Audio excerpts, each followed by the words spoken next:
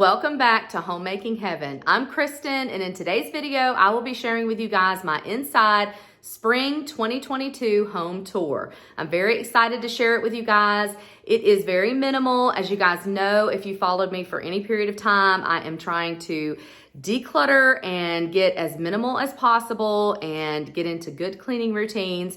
So I hope that you all enjoy it. I have not done the outside, as you can see through the window. It has been so gloomy here in Georgia, rain on and off. It's still a little chilly, and although it is technically officially spring, the weather is definitely not full on spring, summer weather coming up. So I will have those clips of the outside probably in an upcoming cleaning video. So I hope that you guys will join me there. If you're new, I would love for you to like, subscribe, and hit that notification bell so you don't miss a video from me.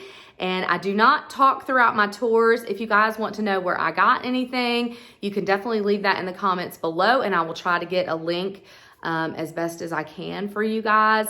And I think that's about it. I definitely left in my little fur babies, so you will see them throughout the tour. It's kind of funny, some places that they were, but I think that's about it. So have a wonderful, wonderful week, and I cannot wait to see you in the next one.